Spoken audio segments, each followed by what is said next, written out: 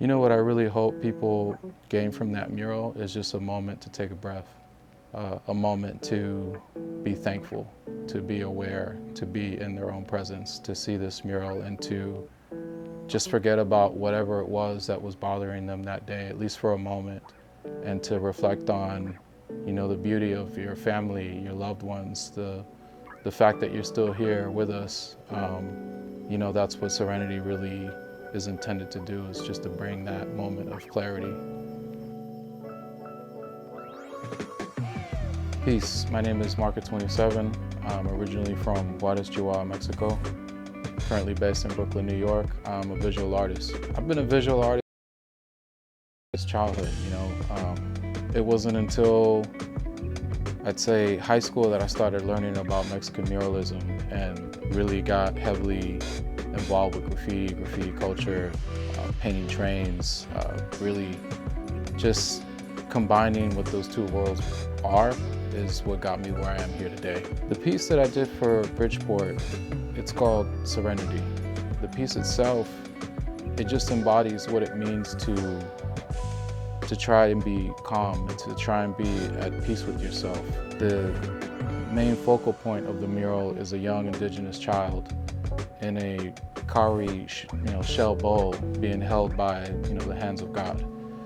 These things are all symbols, that just kind of reflects what it is that we take for granted every day as people. We have so many things going on in the world and so many things that, cause stress, trauma when you think about it, that we tend to forget about all the good things, all the beauty that's, we've inherited as human beings in terms of culture, what our ancestors have done for us.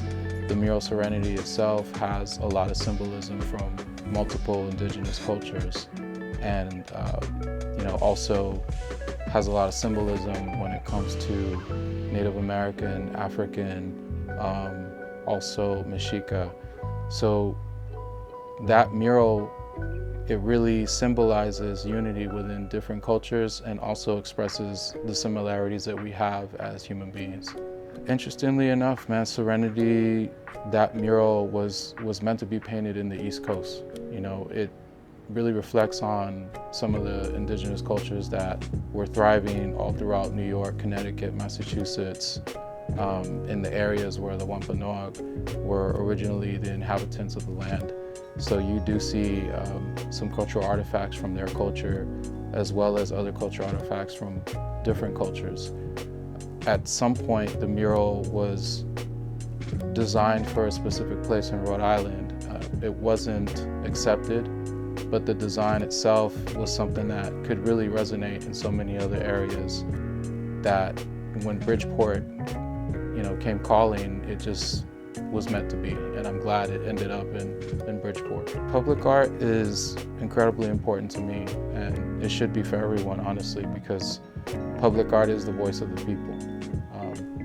For me, especially because I originally from Mexico, and Mexican muralists were such a catalyst when it came to creating public art that was a voice for the voiceless, speaking for people that are marginalized.